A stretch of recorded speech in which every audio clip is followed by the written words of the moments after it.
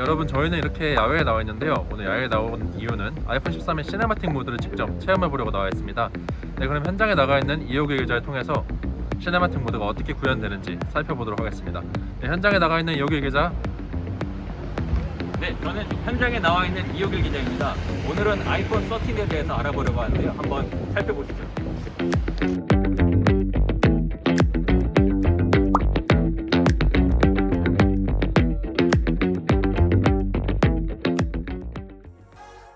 안녕하세요.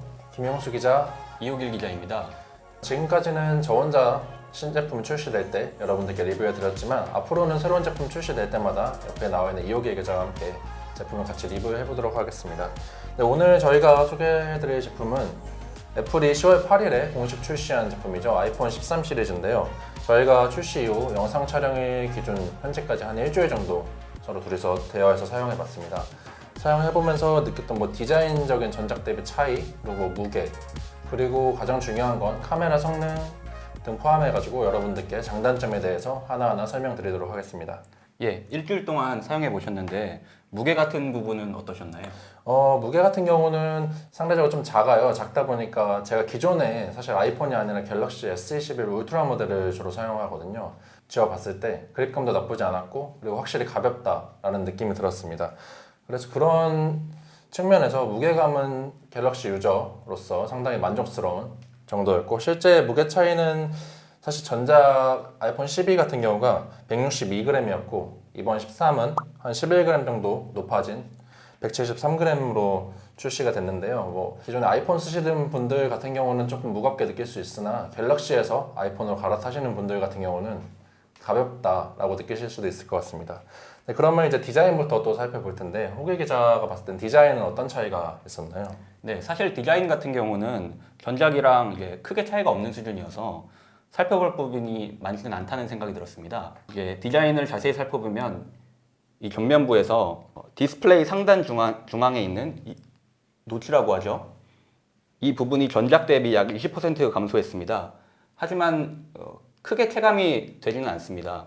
제가 찍어놓은 영상을 잠깐 제가 켜고 있는데요. 아이폰의 경우 전통적으로 노치 디자인을 활용해 왔는데 이 부분은 이제 영상을 볼 때도 이렇게 디스플레이 상단을 가리기 때문에 이 부분을 없애달라는 그런 아이폰 유저들의 요구도 있었습니다. 그래서 이번 아이폰 13이 출시되기 전에는 갤럭시처럼 펀치홀 디자인을 도입할 거다 이런 예측도 나왔는데 그것은 실현되지 않았고 노치 크기만 전작에 비해서 약간 감소한 그런 모습을 보이고 있습니다. 그래서 일부 아이폰 유저들은 펀치홀 디자인이 이번에 도입되지 않아서 아쉽다는 반응도 보이고 있습니다.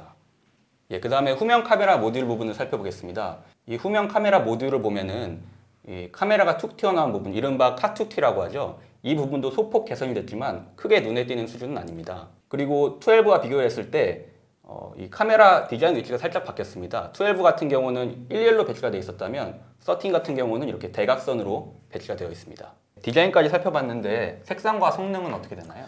색상 같은 경우는 지금 보시는 것 같은 이 모델이 핑크 모델이고, 그리고 프로덕트 레드, 스타라이트, 그 다음 미드나이트 블루 이렇게 총 색상이 출시가 됐고요. 그리고 성능 같은 경우 이번에 애플에서 가장 많이 강조한 게 AP 성능 포함해서 카메라 성능까지 이 부분들이 가장 많이 개선이 됐다고 강조를 했습니다. 실제 성능 테스트 겸 제가 쿠키런이나 마블 퓨처 레볼루션 같은 게임을 플레이 해봤는데 게임 구현도 실제 매끄럽게 잘 될 뿐더러, 그리고 장시간 플레이했음에도 발열 같은 건 크게 느껴지지 않았습니다. 그리고 애플에서 설명하기로는 이번에 탑재된 A15 바이오닉 칩 같은 경우가 경쟁사 제품, 안드로이드 제품이죠. 제품 대비 CPU 50%, 그다음 GPU는 30% 정도 성능이 높다라고 설명을 하고 있습니다. 예, A15 바이오닉 칩 같은 경우는 이제 14 바이오닉 칩과 물론 성능 개선이 됐지만 큰 차이가 있지는 않습니다. A14 바이오닉 칩과 A15 바이오닉 칩 모두 CPU와 GPU 코어 숫자가 같고요. 다만 이제 트랜지스터 집적 수 같은 경우는 A15 바이오닉 칩이 150억 개로 훨씬 늘어났습니다. 그리고 뉴럴 엔진 같은 경우도 A15 바이오닉 칩은 초당 15조 8천억 회의 연산을 수행할 수 있어서 그런 부분에 있어서는 조금 성능이 개선이 됐다고 볼 수가 있겠습니다. 물론 큰 차이에서는 변화가 없다고 볼 수 있지만 경쟁사 대비해서는 A15 바이오닉 칩이 훨씬 월등한 것으로 알려져 있습니다. 지금 호계 기자가 전작과의 칩 성능 차이를 설명을 잘 해주셨는데 이게 아무래도 소비자들이 체감할 때 배터리 성능에서도 차이가 클 것 같아요. 이제 전작 대비 배터리 성능이 어느 정도 개선이 됐는지도 설명 한번 해주실 수 있을까요? 네, A15 바이오닉 칩 탑재로 배터리 실사용 시간도 늘어났습니다. 애플은 이제 별도의 배터리 충전 없이 아침부터 저녁까지 사용할 수 있다고 그렇게 설명을 했는데요. 제가 직접 아침부터 뭐 인터넷이라든가 유튜브라든가 게임 사용 그리고 카메라 촬영 이런 걸 저녁까지 해봤는데 실제로 배터리를 충전하지 않고 저녁까지 사용할 수 있었습니다. 다만 이는 고사용 게임을 즐긴다던가 하는 그런 사용 환경에 따라서 조금은 달라질 수 있습니다.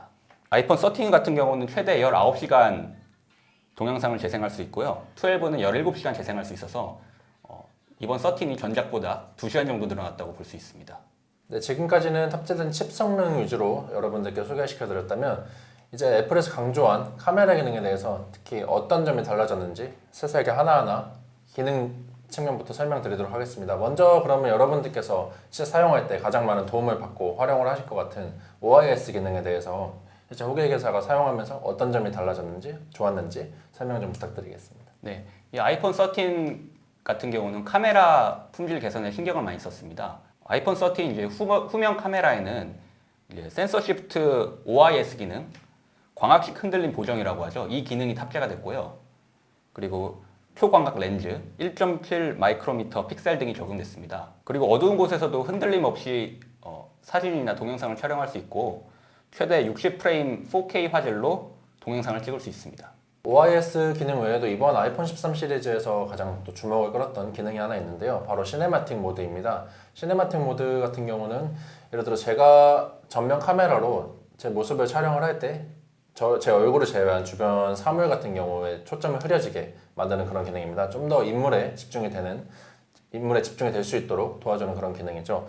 이 기능 같은 경우는 뭐 인물에 따라 포커스가 자동으로 전환이 되기 때문에 좀 비전문가인 사람들이 촬영을 해도 어느 정도 준 전문가 수준의 그런 만족스러운 결과물을 내주는 그런 기능이라고 볼 수 있습니다. 저 같은 경우에도 실제 업무를 하러 이동하는 도중에 시네마틱 모드를 활용해서 야외에서 촬영도 해봤는데요. 네, 오늘은 제가 지금 업무를 보러 국회로 들어가는 길인데요. 이렇게 야외에 나와서 직접 한번 촬영을 해보도록 하겠습니다. 지금 제가 쓰고 있는 이 모드는 이번 아이폰 13 모델에 새롭게 추가된 시네마틱 모드를 현재 사용하고 있고요. 지금 보시는 것처럼 화면에 제 얼굴에 초점을 맞춰서 촬영이 진행되고 있습니다. 제가 앞에 있고 뒤에 한참 뒤에 호계 기자가 서 있습니다. 과연 호계 기자, 뒤에 있는 호계 기자의 초점을 맞춰서 잘 나올지 한번 테스트를 해보겠습니다. 네, 지금 김영수 기자가 저보다 조금 더 앞에 서 있는 상황인데요. 과연 이제 그 카메라 초점을 저한테 맞췄을 때 과연 이 시네마틱 모드가 얼마나 잘 구현이 될지 저도 굉장히 궁금한 그런 상황입니다. 이제 뭐 별다른 조작을 하지 않아도 제 얼굴만 딱 초점이 맞춰지는 그런 기능이 실행되는 걸 또 확인할 수 있었습니다. 그리고 또 이 시네마틱 모드 같은 경우는 촬영이 끝난 후에도 심도 효과 조절이 가능하다고 합니다. 그리고 돌비 비전의 HDR 방식으로 촬영이 가능하고요. 그리고 마지막으로 제가 좀 느꼈던 재밌는 점은 저 같은 경우는 갤럭시 S21 울트라 모델을 주로 사용하는데 이 모델 같은 경우는 카메라, 특히 영상 촬영에 좀 강점이 있다라고 평가를 받는 모델입니다. 근데 그럼에도 사실 영상 촬영은 잘 하지 않는데 이번 아이폰 13 모델 대여해서 시네마틱 모드를 활용했을 때 상당히 재밌었고 이 제품을 제가 사용을 한다면 영상 촬영을 좀 더 많이 할 수 있겠구나 라는 걸 또 느낄 수 있는 기능이었습니다. 네, 그리고 여러분들 사진도 많이 찍으시잖아요. 이 아이폰 13 같은 경우는 본인이 원하는 스타일로 이 사진 스타일을 설정할 수 있다는 점도 큰 기능 중에 하나인데요. 이 사진 스타일은 이제 톤과 따뜻함의 세팅 여부에 따라서 표준, 풍부한 대비, 선명하게, 따뜻하게, 그리고 차갑게 이 5가지 스타일로 설정을 할 수가 있습니다. 해당 스타일 안에서도 디테일한 톤과 온도 조절이 가능한데요. 본인이 어떤 스타일이 좀 마음에 든다 이런 부분이 있으면 이 부분을 미리 설정을 해두고 촬영을 하면 이제 후보정을 따로 하지 않아도 되기 때문에 그렇게 사용하시면 조금 더 편안하게 이 기능을 사용할 수 있지 않을까 하는 생각이 듭니다. 네, 다만 아이폰 13은 접사 기능을 제공하지는 않습니다. 아이폰 13에서는 적용이 되지 않고 아이폰 13 프로와 프로 맥스에 적용이 되고 있습니다. 네, 지금까지 접사 기능까지 살펴봤는데요. 카메라와 관련해서 여러분들께 한 가지 더 말씀드리고 싶은 게 전작까지 계속 문제가 제기되었던 이 플레어 현상이 여전히 아이폰 13 모델에서도 개선이 되지 않았습니다. 실제 제가 야간에 야외에서 촬영을 했을 때도 같은 현상을 느낄 수 있었고, 이 부분은 여러분들께서 구매하실 때 참고하셨으면 좋겠습니다.